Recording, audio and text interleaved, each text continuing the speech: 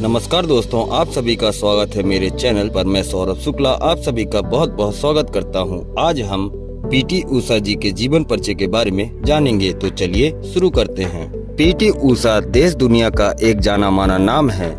इन्हें किसी परिचय की जरूरत नहीं है। पीटी उषा एक महान एथलीट थी जिन्होंने 1979 से लगभग 2 दशकों तक भारत को एक अपनी प्रतिभा के चलते सम्मान दिलाया था।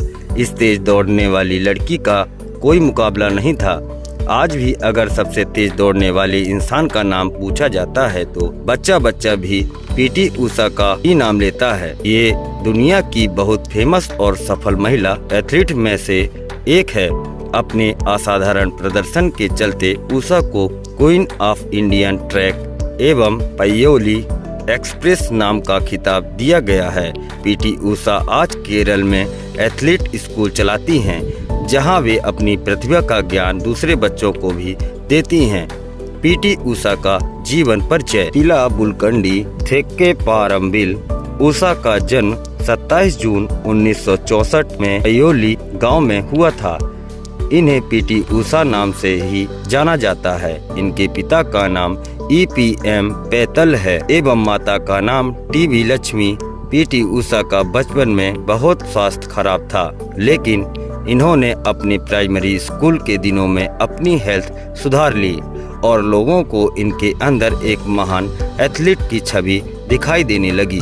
1976 में केरल सरकार ने कन्नूर में एक महिला खेल सेंटर की शुरुआत की। 12 साल की पीटी उषा उन 40 महिलाओं में से थीं जिनका चयन यहाँ ट्रेनिंग के लिए हुआ था। इनके पहले कोच OM नंबियर थे। 1979 में पीटी उषा पहली बार लाइमलाइट में आईं, जब उन्होंने नेशनल स्पोर्ट्स गेम में व्यक्तिगत चैंपियनशिप जीती। पीटी उषा का इंटरनेशनल कैरियर। पीटी उषा ने एथलीट के तौर पर अपने अंतर्राष्ट्रीय कैरियर की शुरुआत 1980 में कराची में हुए पाकिस्तान ओपन नेशनल मीट से की थी। इस एथलीट मीट में पीटी उषा ने 4 गोल्ड मेडल भारत के नाम किए थे।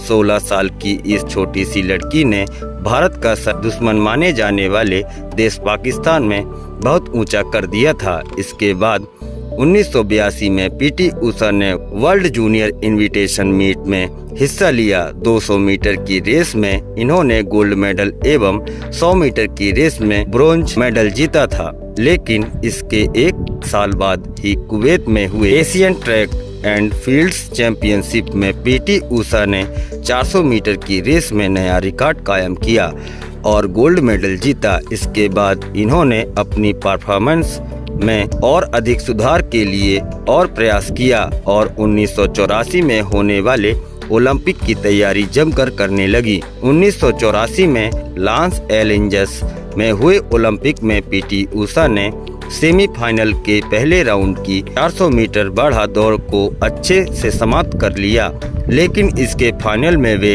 1/100 से मार्जिन ने हार गई और उनको ब्रोंज मेडल नहीं मिल पाया।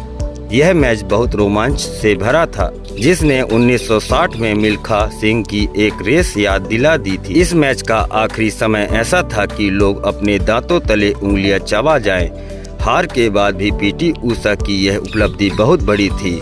यह भारत के इतिहास में पहली बार हुआ था जब कोई महिला एथलीट ओलंपिक के किसी फाइनल राउंड में पहुंची थी। उन्होंने 55.42 सेकंड में रेस पूरी की थी, जो आज भी भारत के इवेंट में एक नेशनल रिकॉर्ड है।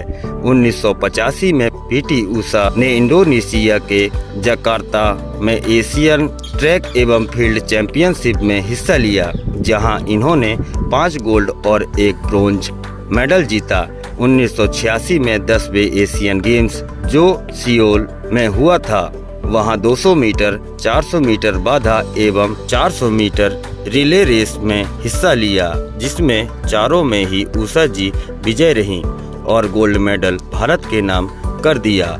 एक ही इवेंट में एक ही एथलीट द्वारा इतने मेडल जीतना अपने आप में एक रिकॉर्ड था, जिसे महान पीटी उषा ने अपने नाम कर लिया। जहां पीटी उषा को हिस्सा लेना था, लेकिन इसके ठीक पहले उनके पैर में चोट लग गई, लेकिन पीटी उषा के जज्बे को यह चोट भी नहीं रोक पाई।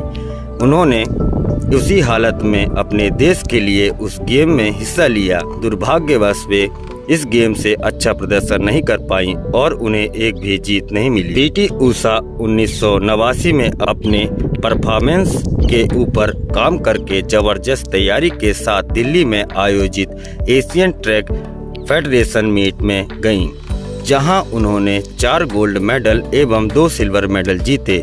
यह वह समय था जब पीटी उषा अपने रिटायरमेंट की घोषणा करना चाहती थी, लेकिन सभी ने उन्हें अपनी एक आखिरी पारी खेलने के लिए बोला, जिसके बाद इन्होंने 1990 में बीजिंग एशियन गेम्स में हिस्सा लिया। इस इवेंट के लिए पूरी तरह से तैयार नहीं होने के बावजूद पीटी उषा ने 3 सिल्वर मेडल अपने नाम किए। पीटी उषा की वापसी 1990 में बीजिंग में गेम्स खेलने के बाद पीटी उषा ने एथलेटिक्स से संन्यास ले लिया। 1991 में इन्होंने वी श्रीनिवासन से शादी कर ली, जिसके बाद इनका एक बेटा हुआ। 1998 में अचानक सबको चौंकाते हुए 34 साल की उम्र में पीटी उषा ने एथलेटिक्स में वापसी कर दी और इन्होंने जापान के फुकुओका में आयोजित एशियन ट्रैक फेडरेशन मीट में हिस्सा लिया। इस गेम में पीटी उषा ने 200 मीटर एवं 400 मीटर की रेस में ब्रोंज मेडल जीता।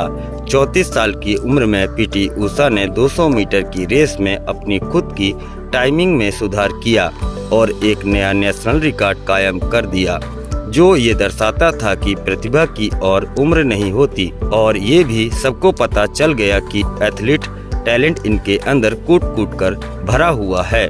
सन 2000 में फाइनली पीटी उषा जी ने एथलेटिक्स से संन्यास ले लिया। खेल के प्रति उनके प्रयास एवं उत्कृष्ट सेवा, साथ ही राष्ट्र का नाम ऊंचा करने के लिए पीटी उषा जी को 1984 में अर्जुन अवार्ड दिया गया।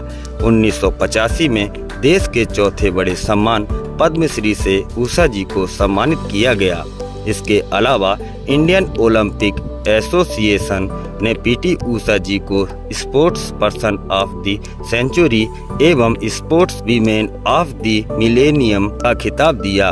1985 में जकार्ता में हुए एशियन एथलीट मीट में उषा जी को उनके बेहतरीन खेल के लिए ग्रेटेस्ट वीमेन एथलीट का खिताब दिया गया था।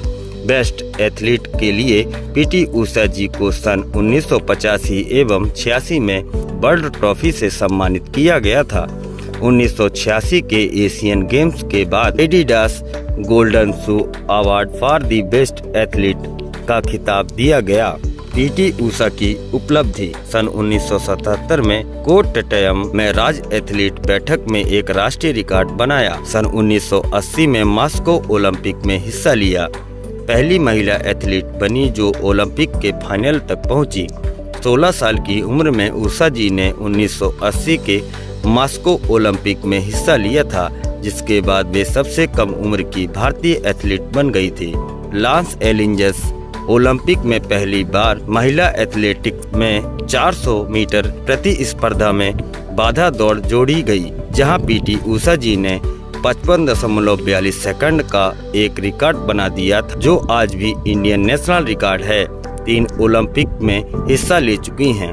आज भी पीटी उषा जी केरल में एथलीट स्कूल चलाती हैं, जहां वे यंग एथलीट को ट्रेनिंग दिया करती हैं। यहां उनके साथ टिंटू लुक्का भी वहां हैं, जो लंदन 2012 के ओलंपिक में वीमेन सेमीफाइनल 800 मीटर की रेस को क्वालिफाइड कर चुकी हैं।